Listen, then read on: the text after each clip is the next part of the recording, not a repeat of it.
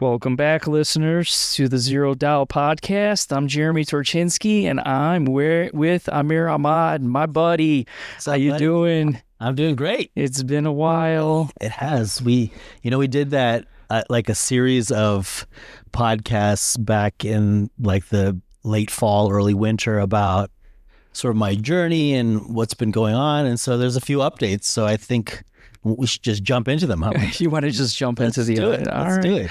What's been going on? Yeah. So, I think for listeners who heard the redemption and relationships and rejection podcasts that we did last year, they sort of I talked a lot about sort of where I was and what I've kind of experienced over the past 10 or 11 years. And if you haven't heard them, please go back and listen to them because we talked about some deep stuff that just relate to people in general. Absolutely.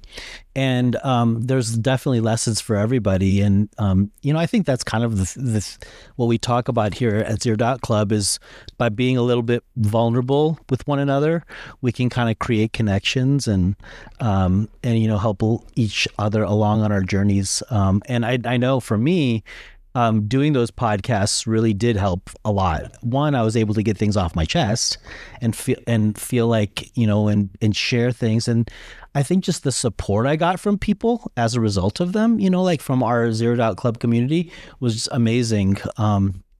But good thing is that whole journey is now sort of has entered now into a whole new phase. Yeah. So as of a few weeks ago, I'm kind of fully done with the whole thing. I don't know, for some people, you might have been able to see it on the podcast, and definitely if you're around the gyms and stuff, people might have noticed, but I was wearing an ankle monitor for the past year, basically. Yeah. And take it back even a little bit further of like why?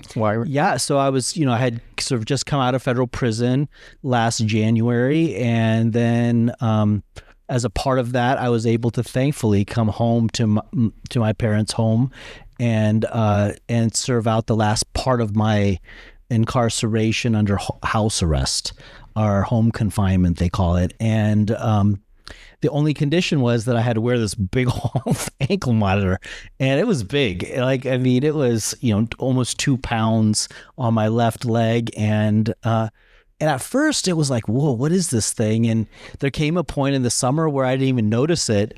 But in the last few months, it weighed so heavy on my left leg. I mean, literally it weighed heavy.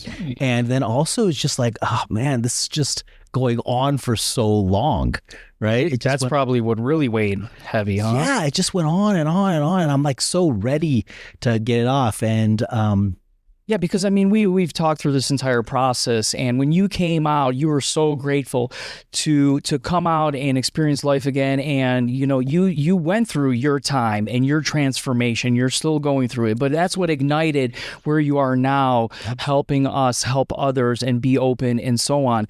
But the last couple months, you were kind of like out of it, and you're still not fully, I would say, out of it as someone that's around you and speaks to you on a daily basis. Yeah, no, you're right. It just, for whatever reason, the last few months of this journey, and maybe it was, Jeremy, because it was like finally coming to an end, and like maybe there's a little bit of fear and apprehension about what the new chapter looks like, right? Or what's the kind of person I'm going to be now that like all of the sort of literal shackles are gone. Mm-hmm. And like the emotional shackles, I think that, I've had a tough couple of months. Even though it's weird because I know it's the end. Yeah. So like, what do you think that was? What do you think that is? It's a lot of things. I think one was I imagined, when you're inside and you're in that literal cage, you imagine what your life is going to be like when you get out, right? And when I got out, my life is beautiful. It's amazing. I love my life, but it's also a lot different than what I imagined it to be. In which ways? Mostly in the relationships ways. Like I thought that I would come out and uh, I would feel super connected back to my old people, like the people that were in my life before, Friends, family. and neighbors and cousins and whatnot. And I mean, to be honest, that's not necessarily been the case. I have a beautiful, wonderful group of people, you included, who Thank you. who I do have as like my tribe, my people now, right? But they aren't the people that I dreamed about. And so you have to like adjust that sort of thinking and those expectations and feel gratitude for what you have, and as opposed to what didn't sort of pan out. And that process is not easy, to be honest with you. It's been a lot harder than I thought it would be. And I think maybe it all hit me around the holidays, which, we did a podcast around Thanksgiving and Christmas, acknowledging that the holidays can be hard for people, right? And because of all of the family stuff and the expectations and the the emotions that come out during the holidays and stuff. And so I went through a difficult time during those months, and you're right, I'm not fully out from it yet. Yeah.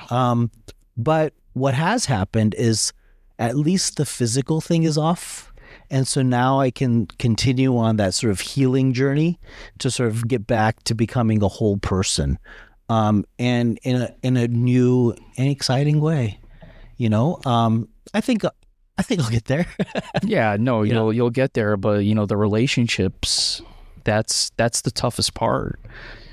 To not have the closest people with you when you're out, right?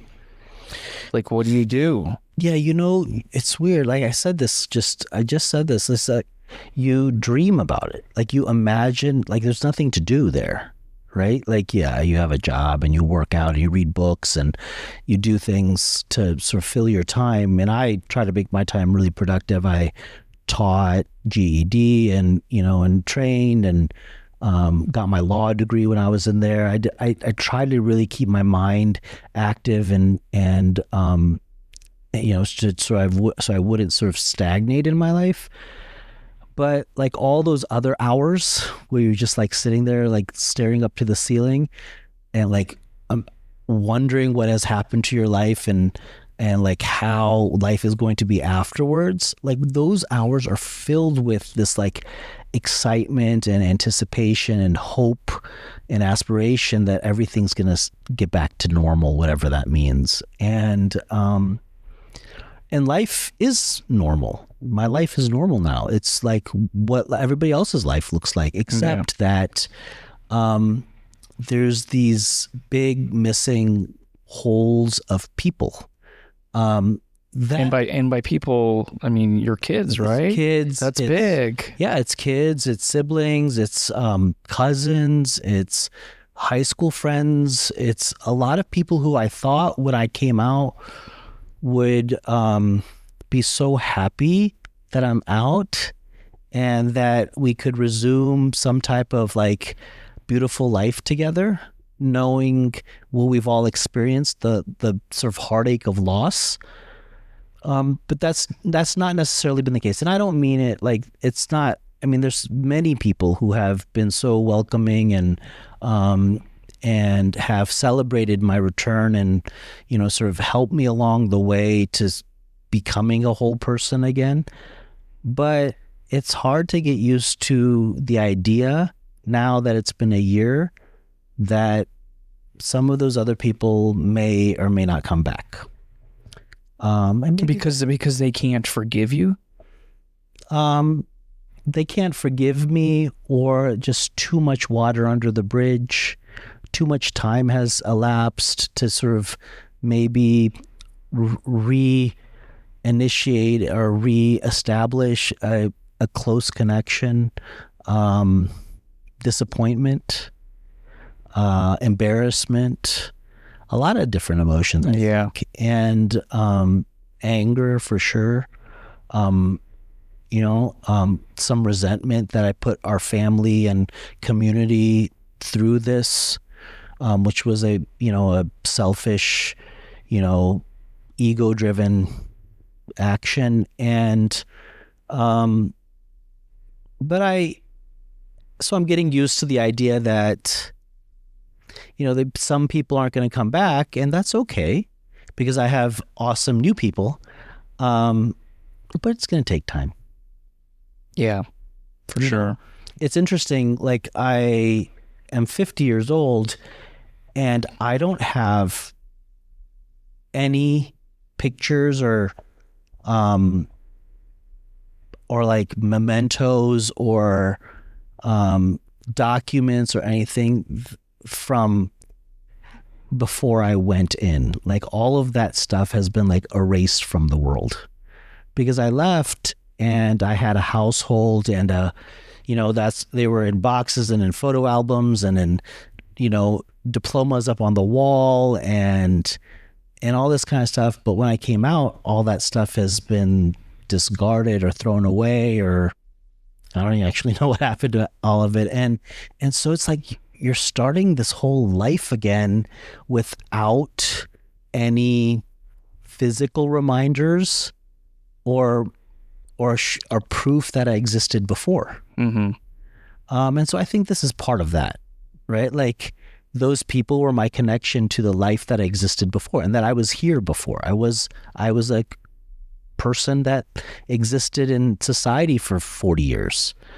But then the 10 years from age 40 to age 50, when I was inside, has somehow been erased from, not only physically erased, but also erased from people's consciousness.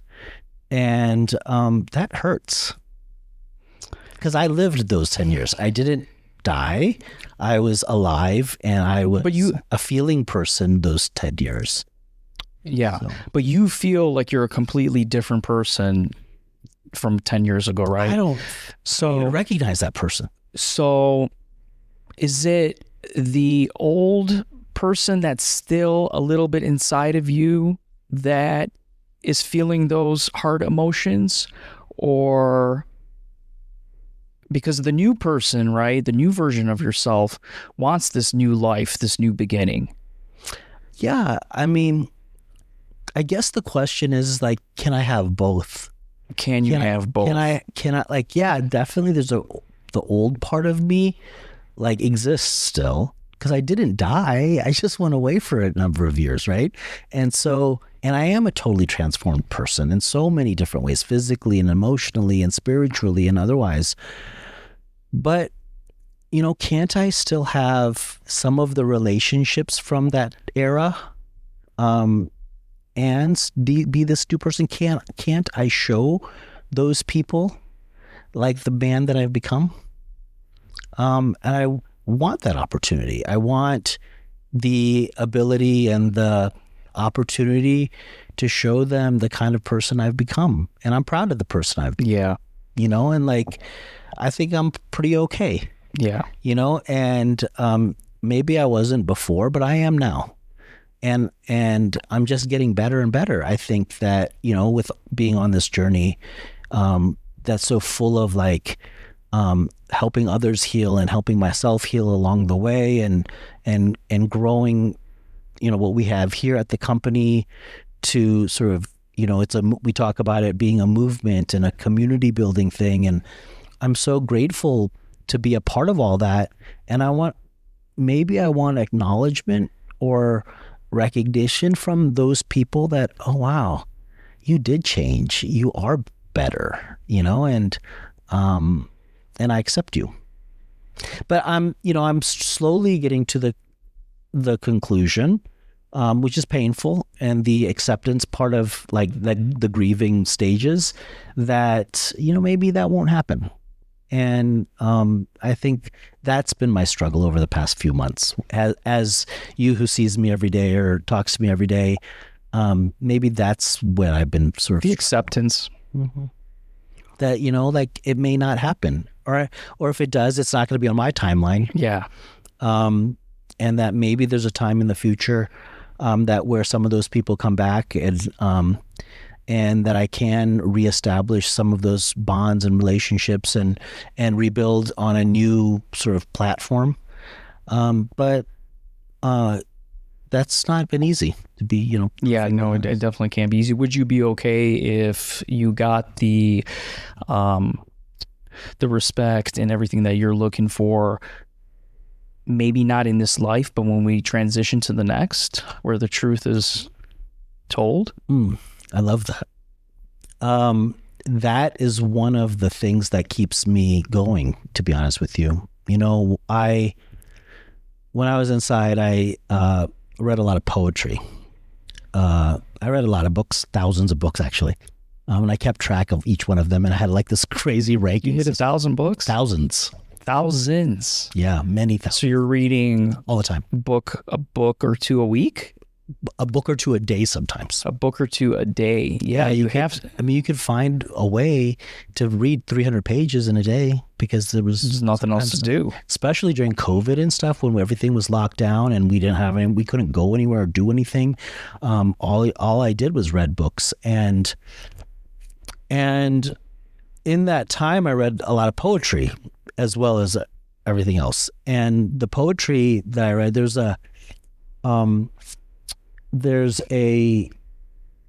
my parents immigrated to this country from the Indian subcontinent, so India, Pakistan area.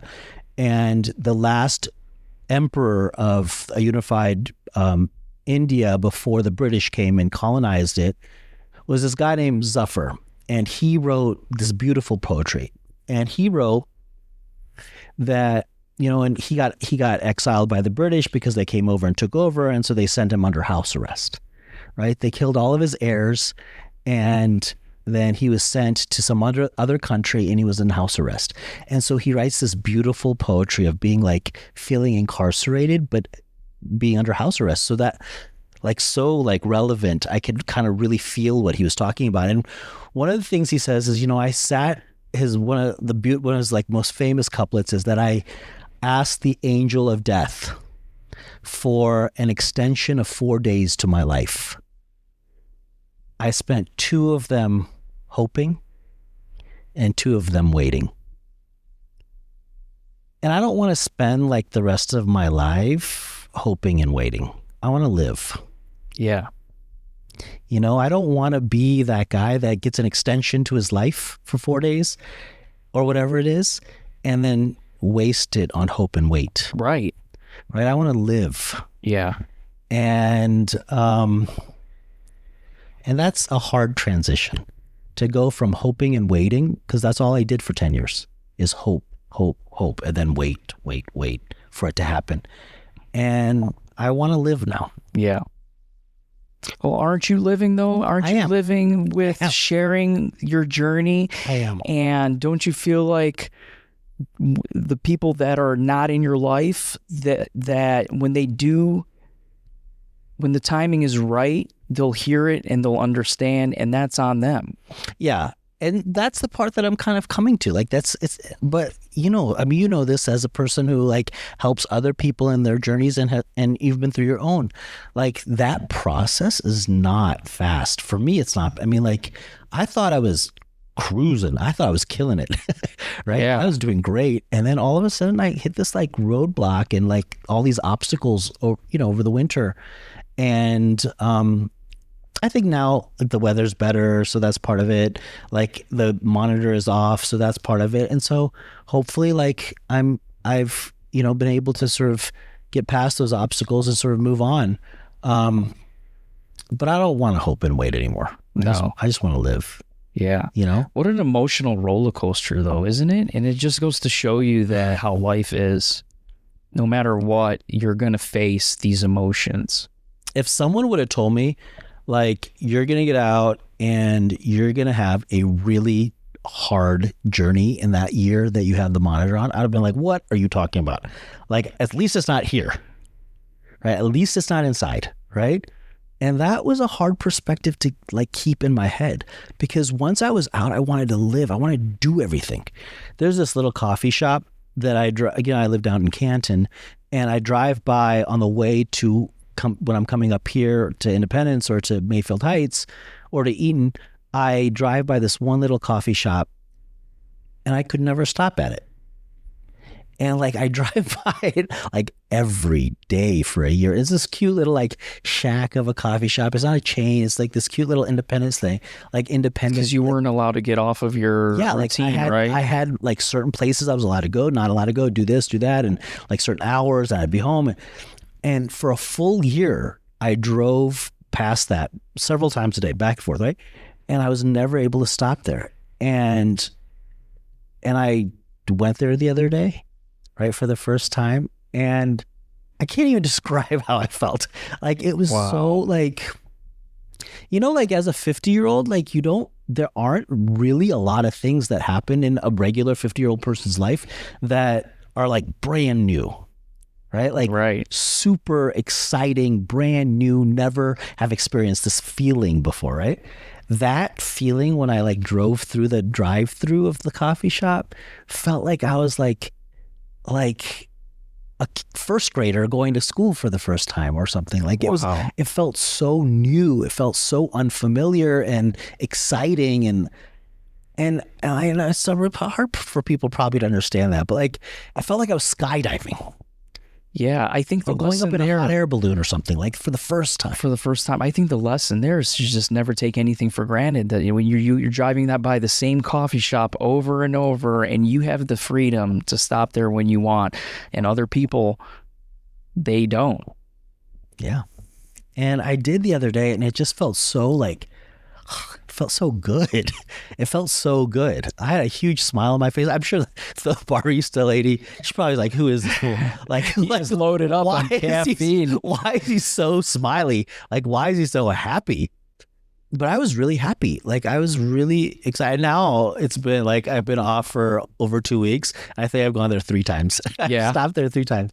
And have you gone in yet? No, it's just like a drive-through thing. It's like, they only have a drive-through. Yeah. And it's just like this cute little thing. And it's like super independent and cool looking. And I always wanted to go there over the last year, and not being able to go, like, weirdly killed me. Like, it was really started wearing on me, like, day after day after day, not having the choice to be able to do what I wanted, and like do what I want to do in that moment, and so anyway, it's really, really good. It's really good that it's off. Yeah. Physically and emotionally. Like it's, like it's done. Like, when I came out, I didn't have my old email addresses, and I had to like start everything over, right? So I had to pick a new email handle, email. And so unknowingly, and I was just trying to do it fast that day, like when I was just like setting everything up, I picked Amer chapter 2. This is like back in last January when I first got out. And now I think about that choice, and like, that's really what this is. It's like the next chapter. Like, I'm in my chapter 2 now. Or 3 or 4 or 5 or 9, whatever it is. Yeah. And it's my next chapter, and I want to fully live it. I want to embrace it. I don't want to spend days hoping and waiting anymore. Yeah. I spent so many years hoping and waiting. So my question to you is, are you ready to forgive the ones that can't forgive you? Yes. I know that was I was like, he's gonna go there, and I'm gonna say and hey, by the way, it's okay to be like, I'm not quite there yet, but I'm working towards it. I got a call the other day. I'm not trying to avoid the answer. I think this might tell you the answer. I got a call the other day from somebody who I hadn't heard from in 15 years. Someone who was extremely important in my life. And then I got a subsequent text message from that same person, because I had a missed call and then a text message.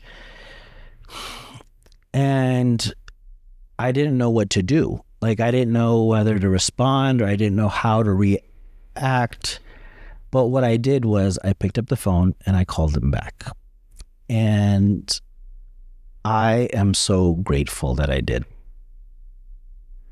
And I was able to, in just a sentence or two, say, hey, I really missed you. And I love you.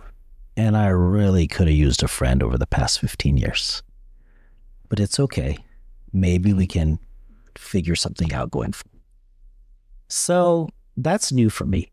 If you look back at those other podcasts, I was not ready at that point to forgive or to move on. But I think I am now. Yeah, I love it, and I think that's why it's been heavy for you these past couple months, because you're now kind of facing the emotions instead of running from them, mm-hmm. or maybe not even running from them, but like suppressing them until like a time when I didn't have to, like, I'm like, oh, I'll just deal with that when I get the monitor. I'll just deal with that when I, like, you know?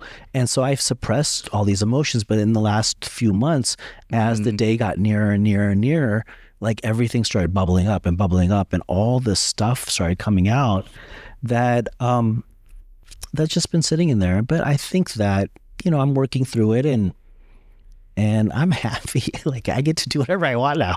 You know, I went to a concert. I went to a Cavs, one of the Cavs playoff games with my mom and dad. That's amazing. And like, I get to do things that I haven't done, and it all feels brand new. Like, I've been to hundreds of sporting events in my life, but like going to that game, you know, the game 2 against the Miami Heat just last week, I just felt like brand new. Wow. Like a kid again. Yeah. And like, remember you and I went to like, had a meeting at Cavs Rocket Mortgage Fieldhouse or whatever. And I remember telling you, I'm like, I'm feeling it here in this building. I'm really feeling it. But like, and that was like a hard moment for me, right? Like, I was like, the space is so big. It's so like empty. I went there now this last week, and I just felt euphoric. I felt so good, like brand new. This is like my new life. And, you know, it's great. I'm so blessed to have that. Yeah. Like, people don't get that opportunity to feel these new, amazing feelings. And I have that opportunity. And I'm not yet at a place where I can say, well, I'm so grateful that I experienced all that so I can experience this. Maybe I'm a little ways away from that. But I am starting after some plant medicine. Maybe. Yeah, I need that. And so like, maybe like, but I do think that I have started like feeling like I do have this blessing that other people don't have, which is these experiences for me like are so exciting and new and fun, and I'm like euphoric. I get this like super high, like, oh my God, I'm doing this fun thing, going to this coffee shop or going to the Cavs, you know, which a lot of people do those things. But like for me, like doing them now again, after not having the choice to do them or not having the ability to do them, it's just been wild. It's been so fun. Yeah. You know, I think that's like a perfect example of karma, how karma works. You know, you did the work, you did the transformation, you got through the karma that you needed to get through in prison. You helped people in prison. You came out, you joined us to help millions of people. And now the universe is like, okay, now you're going to live like a kid again and enjoy things that kids enjoy for the first time. I like that. I like that image that karma kind of takes care of it for you, right? One of the things that someone told me recently is like, maybe like, you know, given the way our system works and the criminal justice system and mass incarceration and all these things, right? It's like, it was too much, right? It was like too much. It went on for so long. And now the universe is trying to like put things back in balance for you, like giving you so much joy. Yeah. So that like it can balance out that all those years of hardship and suffering. So yeah. And I think that's like how emotions are too. You feel these like heavy anger, resentment, hard to forgive emotions, but you're also going to feel the opposite. And it's okay. That's why it's okay to be in the state that you're in. Mm-hmm. For anyone listening, if you're going through anything, like, it's okay. Feel those emotions. Ride them out. Ride the wave. We talked about that in another podcast. We had another podcast about riding the wave. And I think that for me, that's been really helpful, is like not trying to like fully suppress this stuff, but like let myself feel sadness, let myself feel fear or anxiety of like my new life, and let myself feel like, you know, like disappointment on what I thought my life would be like. But then also balance it with all these other beautiful things that are happening, like the new relationships and new friendships and building a beautiful company, and feeling these new things for the first time, even though they weren't for the first time, but feeling like they're the first time. So it's been a crazy year, and I just feel so lucky that I'm healthy, physically and emotionally, and that I'm stable financially, and that I can now like start this like next chapter of my life without having done all the hoping and waiting. Yeah. You're in action mode now. Yeah, now it's like live, right? Now it's live. Now it's like do good, be better, do like action words, like verbs. Like don't just like sit around hoping and waiting, Yeah. Don't you feel like the work that you're doing now is like forgiveness for yourself too? Because that's how I feel sometimes. Mm-hmm. When I help people, it's like you're forgiving the past. Yeah, I do. Like for me, like when we, as we build our company, it feels so, it feels almost like prophetic in that I feel like I'm doing like this, not like growth and strategy at Zeroed Out Club, but like I'm doing something that's going to make the world a better place. And I'm doing that in order to heal myself and help others. Yeah, that's it. And did you hear that from me? Probably, actually. I did come up with that one myself. I know, but I do feel that way now. And again, it's taken me a little while to get there. Yeah. Right. At first, I thought I was like, "It's this job, and it's so exciting because I get to do both. I get to help people and do some of the like old growth strategy stuff that I used to do in the past." But now it doesn't feel like that anymore. Now it's like it's a movement, it's a community, it's like it's something else we're building here, and that building of that is healing me. Yeah, it's redemption. This whole thing is a redemption story. I think so. I do. I'm really grateful. So yeah. Yeah. So what else? What else we got going on? You want to talk about what we got going on here? We got an event coming up. Yeah, we have our third Elevate and Connect, which they've been wildly successful, right? Like way more than you and I and anybody else would have anticipated. There's clearly a need out there. Don't you agree? Like for people are like really wanting to connect. They want connections with other people, like-minded people. And I think we've seemed to like come like hit that at the right moment, right? We have these events once a month at our Eaton location out in the mall, and they're so packed. So many people. Yeah. We've had 50, 60 people in each event, and it's amazing the stories that I hear from some of the people that were at the event, that they're telling me that it was perfect, Jeremy. Like I wasn't sure what to expect, but I left the event feeling so good. And yeah, it's that. It's like there's no agenda, but just connecting with other like-minded people. Yeah, and I like that. I mean, I think we've intuitively known that about our company, that this is more than just a place to work out and to get food and to, sort of transform, but it's also a place to meet other people who are on their journeys too. And this is like shown us, in these like very specific ways, like a once a month event, that there are people out there that want to connect with other people and share their journeys with one another. And I think they're beautiful, and you should come. It's on, we have it on the first Thursday of every month at our Eaton location. And they're just fantastic. Yes, absolutely. Please come. This podcast will probably be released maybe before the fourth event, but it is the first Thursday of every month, and it's so great. Yes, I love it. Great idea. Mm-hmm. And then from just on the company side, we're continue to raise money. We're growing. We're doing all kinds of corporate wellness. Our boutique locations continue to thrive.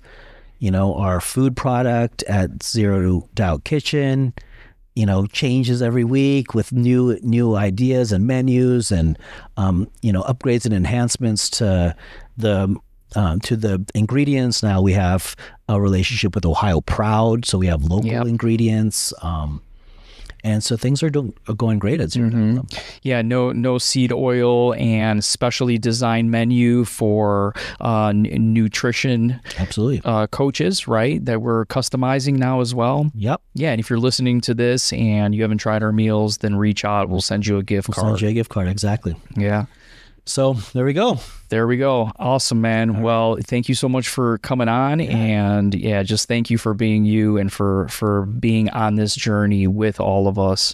And great things are still ahead. Absolutely. Thank you. Thanks, buddy. All right. See you guys.